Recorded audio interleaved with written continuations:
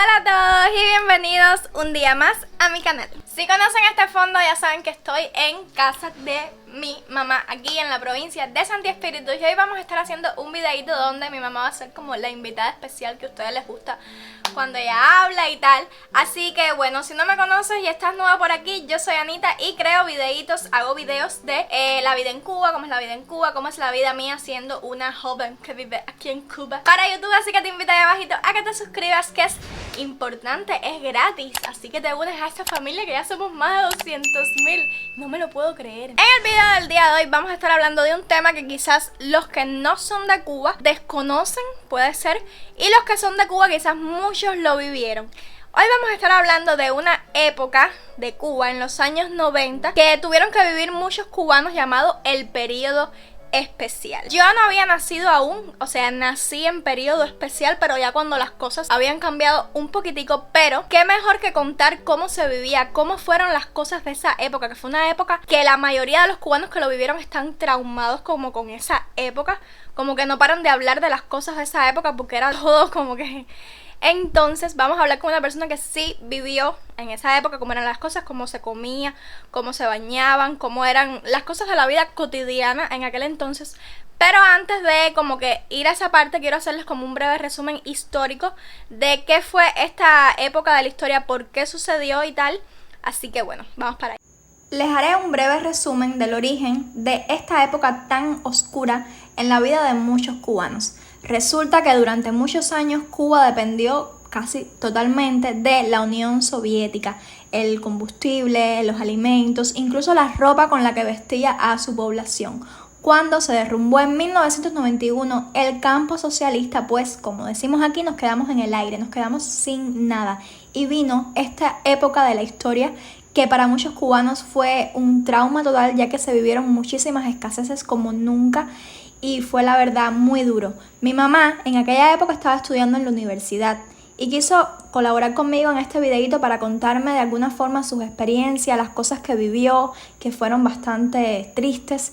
Y es por eso que el videito de hoy va a estar bastante interesante para que conozcan un poquito más de la realidad cubana en esta época de la historia. Así que quédense, que las historias están interesantes. Y bueno, la que nos va a estar contando es mi madre, que sí vivió en la época del periodo especial. Y nos va a contar, ella se está arreglando para el video, para salir un poquito peinadita. Cómo era vivir en aquellos años que están tan traumados, porque todos los cubanos que vivieron en el periodo especial están traumatizados. Es como que el tema de conversación común en una familia. En lo que se hace el almuerzo, porque ya es aquí horario de almuerzo, vamos a conversar los años del periodo especial. ¿Cuándo fue que comenzó? Bueno, yo les hice la breve historia, pero vamos aquí como a hablar más lo que vivieron de verdad los cubanos en aquella época. Bueno, el campo socialista se derrumba en el año 90 y aproximadamente en el año 91 fue cuando, yo creo que fue en el año 91, es que es una época tan negra de la etapa de vida. ¿Y qué edad tenías en aquel entonces? Yo tenía 20 años, estaba en cuarto año de la carrera. Fue duro, fue realmente muy duro. Fue alrededor del año 91 al año 94, 95. Yo nací en el 96, así que cuando yo nací ya estaba mejor la situación, más o menos. Sí, estaba un poquitico mejor. Y bueno, mi mamá siempre me hacía los cuentos como de las cosas peculiares de aquella época, como que lo que tenían que comer, porque no había muchas opciones, no había comida. A ver, en cuanto a comida, era de lo más curioso, porque, a ver, yo no lo sabía en el momento que lo estaba pasando, lo descubrí tiempo después. En mi casa, por ejemplo, sí se comía arroz todos los días. Ustedes tienen que saber que la comida del cubano es a base de arroz y frijoles. Sí, es como la Nosotros, base. si no tenemos arroz y frijoles en la mesa, nos parece que no tenemos comida. Habían casas donde no podían comer arroz solo los fines de semana, es decir, lo decidieron así, ¿no? Para ahorrar, ¿no? Exacto, porque no tenían y entonces solo lo comían los fines de semana. En mi casa sí se comía arroz todos los días porque mi hermano en esa época estaba casado con una muchacha que su papá era arrocero y nosotros tuvimos la posibilidad de comer arroz todos los días. Ahora, casi siempre lo que acompañaba al arroz en la provincia de Matanzas, o por lo menos en el pueblo donde yo vivía, era papa. Mi mamá era de lo más cómica, mi mamá hacía chuflé de papa, tambor de papa, papas a la milanesa, papas hervidas, papas con salsa bechamel, pero al final era papa. Y no había más nada. No había más nada. Pero entonces después con el tiempo descubrí que cada provincia tuvo su vianda, la vianda que los ayudó a sobrevivir. Por ejemplo, aquí en Santi Espíritu era la calabaza y la yuca. En Santa Clara también la yuca, porque recuerdo que cuando estaba en la universidad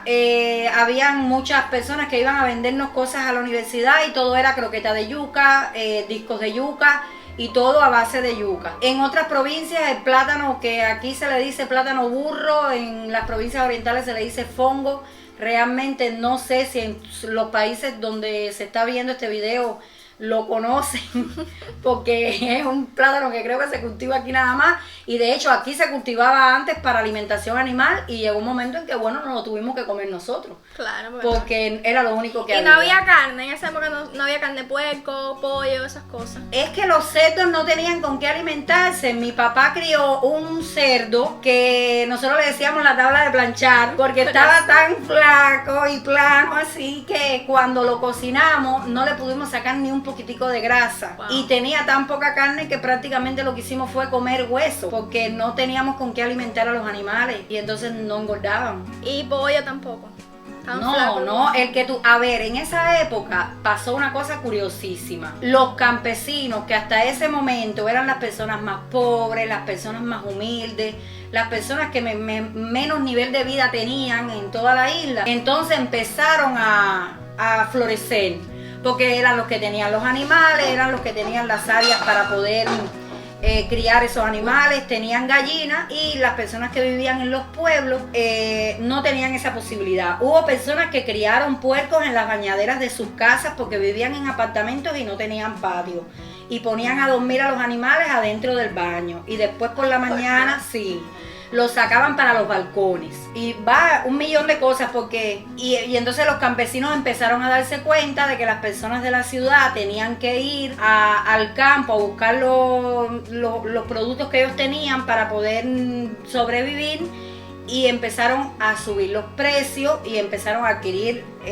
dinero, y empezaron a hacer casas y empezaron a comprarse carros. Pero hoy por hoy las personas que tienen tierra y trabajan en el campo viven mejor que las personas que viven en la ciudad, porque eso se ha mantenido así. Ya el campesino sabe que su producto tiene un precio, tiene un valor, y entonces pasaba que había muy al principio, los campesinos le daban los productos a una persona a muy bajo costo porque estaban acostumbrados a eso, y luego esa persona venía al pueblo y se ganaba una millonada de dinero porque lo vendía muy caro. Y los campesinos empezaron a darse cuenta de que o le vendían un poco más caros a ese intermediario, o venían ellos mismos a vender el producto al pueblo. Y así fue como se enriquecieron.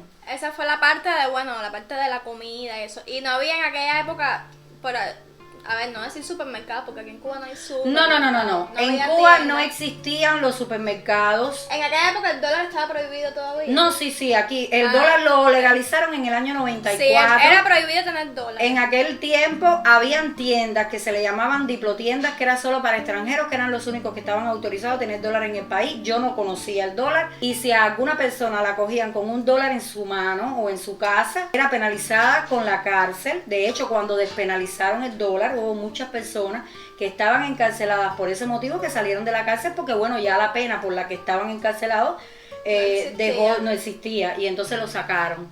Pero eso fue alrededor del año 94-95 que se legalizó el dólar en el país, y el periodo especial empezó en el 91. No existía el trabajo por cuenta propia durante mucho tiempo. Eso es lo que llamamos ahora particular, que es como la parte privada. En aquel momento no existía. Era ilegal vender de ese.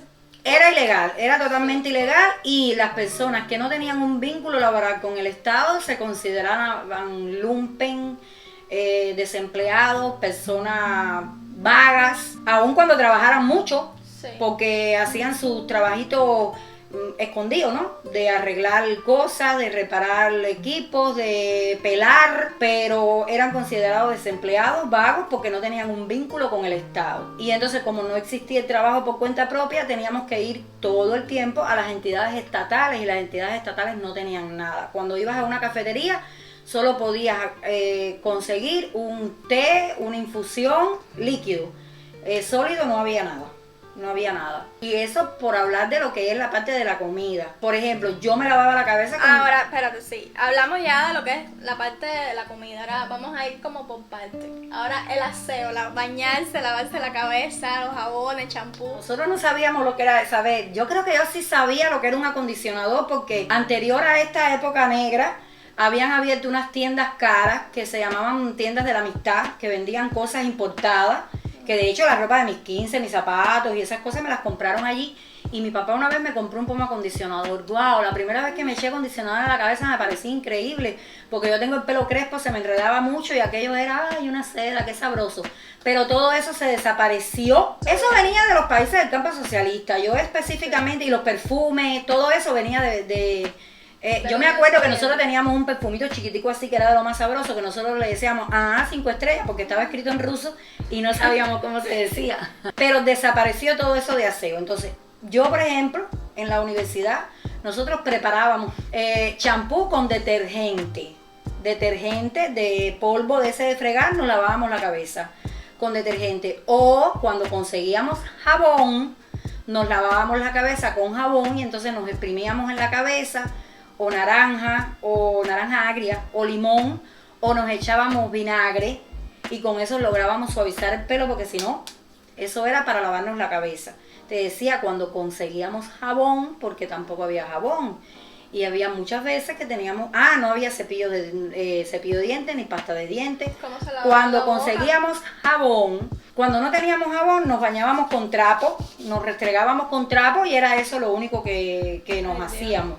Para lavar la ropa, habían 1.700.000 métodos.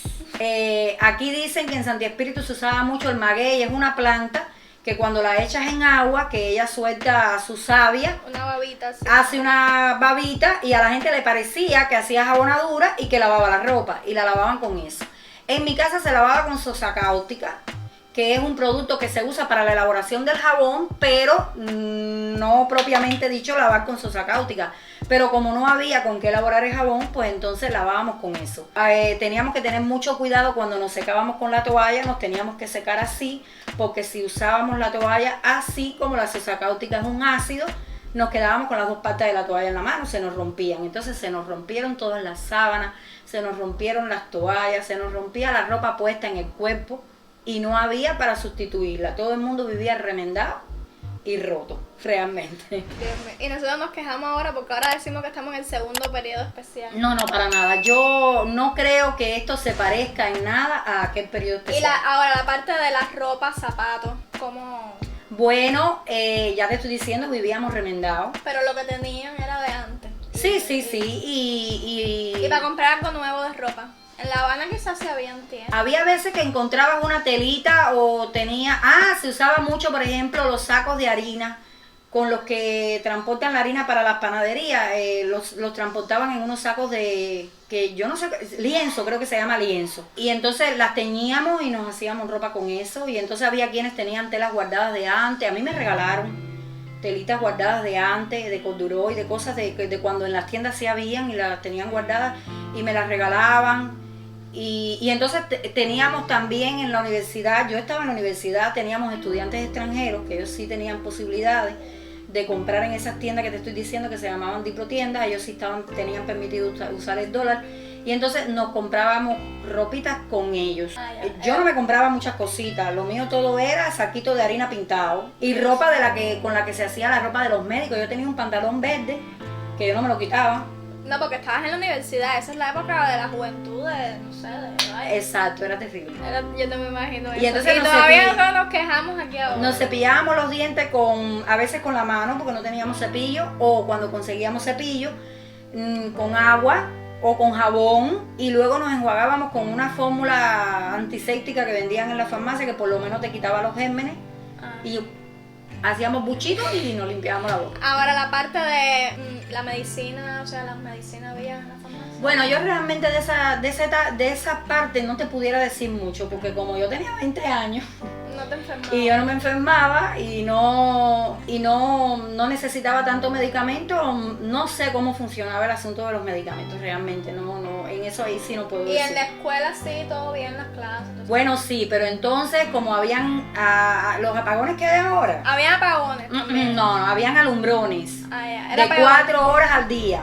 Wow. Solo 4 horas con corriente al día, y entonces era rotativo. Cuando te tocaban las 4 horas de madrugada, significaba que desde que te levantabas hasta que te acostabas no veías corriente. No podíamos ver televisión. ¿Tenían televisión? En la universidad sí, había En la televisores. casa de mi abuela había Sí, televisión. había televisores en blanco y negro. Los televisores en colores vinieron después. Pero en aquella época ni computadora ni celular existían aquí todavía. No, eso no existía. Y entonces, ¿qué pasa? Que estábamos hablando ahorita de que si estamos viviendo un segundo periodo especial. Yo a veces, Pepito y yo nos ponemos a conversar sobre ese asunto, y yo le digo que lo que tenía aquel periodo especial, que lo hacía, a ver, no había de nada, no se puede comparar con ahora. Ahora, si tú tienes dinero, puedes llegar a conseguir algunas cosas. En aquel entonces, no. Ni con dinero. No, ni con dinero. Hubo gente que se enriqueció porque hacían negocio con determinadas cosas, tenían el dinero pero no tenían en qué gastarlo. Y entonces tenían el dinero. Estaba todo el mundo parejo. Estaba todo el mundo parejo, y entonces hasta los que en un momento vivieron más desahogados se vieron apretados y tuvieron que cocinar con leña, cocinar con fogones de aserrín, porque tampoco había combustible para cocinar, y entonces nos obligaron a salir para los patios de la casa. Mi papá hizo un fogón de leña que todavía existe. No existían estos equipos eléctricos que tenemos ahora, no los conocíamos, y entonces no habían ollas arroceras, no habían ollas de presión eléctrica. Y había quienes tenían su fogón eléctrico, pero 1 o 2 que lo habían traído del extranjero porque eran marineros o pero en el país en realidad no existían. Y entonces nos vimos obligados a cocinar con leña. Transporte. Porque estaba... No, el transporte ni hablar de eso. Ahí fue donde empezaron los camiones, teníamos que... Sí, no, los camiones de carga que cuando iban de un lugar a otro, si iban vacíos, cargaban gente y nos llevaban a los lugares. Así viajaba yo de mi casa a la universidad. Yo iba en tren, porque el tren sí estaba funcionando. Cuando yo iba de mi casa para la universidad, iba en tren, pero para regresar me era muy engorroso porque el tren tenía un horario que no me conjugaba con el horario que yo salía a la universidad, y entonces yo me iba montándome en camiones y en camiones y en camiones y en camiones, que me pasaba el día entero para recorrer los 250 kilómetros que separaban la universidad de mi casa. Ok, mi mamá estudió en la Universidad de Santa Clara y vivía en Matanza, entonces era lejos. Estudió ingeniería electrónica, ¿no? Electrónica. Hablarte, por supuesto, en aquella época también se fueron una pila de cubanos, ¿no? En el 94 fue la crisis. En el 94 fue la crisis de los En balseros. cada época de Cuba que se ha puesto malo, siempre hay un éxodo masivo. Entonces en el 94 fue lo de los balseros, que era que se iba la gente. Todo el que tuviera posibilidades de llegar a la base naval de Guantánamo con la embarcación que pudiera, porque por tierra no se puede llegar, porque la base naval de Guantánamo está situada en un lugar estratégico de la bahía de Guantánamo, que para llegar a ella hay que pasar por un área que tengo entendido que es un campo minado, y entonces no te puedes arriesgar a entrar por ahí porque tú no sabes en qué momento te vas a encontrar una mina, pero por mar sí. Y entonces había gente que se arriesgaban y hacían el viaje de 90 millas hasta Cayo Hueso o hasta los Estados Unidos en la balsa. Pero en un momento determinado empezaron a recogerlos en alta mar cuando pasaban las aguas jurisdiccionales y a llevarlos para la base naval de Guantánamo. Y entonces ya la gente lo que empezó a hacer fue hacerse balsitas de cualquier cosa. De goma de carro y todo, y se te lanzaban a sí mismo, y bueno, se quedaban en la base naval de Guantánamo hasta ver cuándo se los llevaban para Estados Unidos. Sí, pero eran bastante rápidos.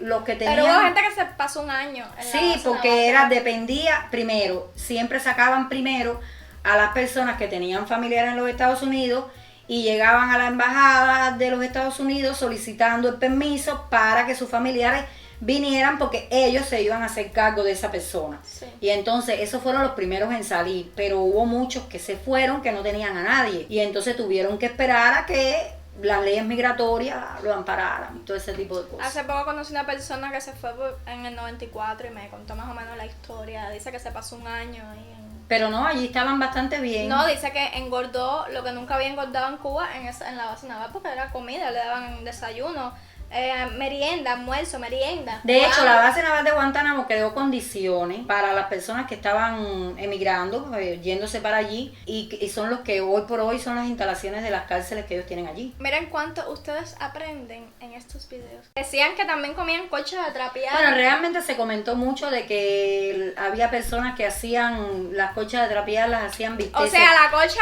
de limpiar el piso. No entiendo cómo podían hacer un bistec. Lo picaban, mira. Esto es una colcha Esto de es una colcha de trapear usada. Y Esto es para limpiar el piso. No sé si se dan cuenta que se parece a la carne de res. Le picaban el pedacito, las adobaban y se las comían. Yo realmente eso no lo hice nunca. Y no creo, no sé, no conozco a nadie que lo haya hecho. Pero por ejemplo, sí se desaparecieron los gatos. Se comían los gatos porque dicen que sabe igual que el pollo. Yo nunca me atreví a hacer eso, ni en mi familia tampoco se hizo. Se comía mucho pescado, mucho pescado, porque la gente pescaba. Y así se inventaban muchas cosas. Por ejemplo, hay un dulce clásico cubano que es el coco rallado y hecho con azúcar, el coquito amecochado, que es como le decimos nosotros. Voy a buscar nosotros. una foto en internet para ponerla aquí en esta parte. Ajá, exacto. Y entonces eso es con el coco rallado. Pero como había poco coco, entonces la gente rallaba un coco y todo lo demás lo hacía con tallo de la mata de frutabomba. Y nada, quedaban riquísimos, parecía coco. Ustedes hayan visto hasta aquí, porque esto es de verdad súper interesante conocer que hubo muchos años que los cubanos vivieron de esta forma. Y ahora mismo estamos como que en una época mala, pero no se compara con aquella época. Así que bueno, simplemente espero que les haya gustado este video, que fue un poco diferente al resto de los videos, pero quería como que ustedes conocieran esta parte de la historia, cómo se vivió en aquella época. Y bueno, si les gustó el videito, denle like y suscríbanse, que es súper importante. Un placer haber estado aquí con mi madre, que ya tiene mucho que hablar, mucho que contar. Y nos vemos en un videito nuevo el viernes que viene. Les mando un besito, un besito.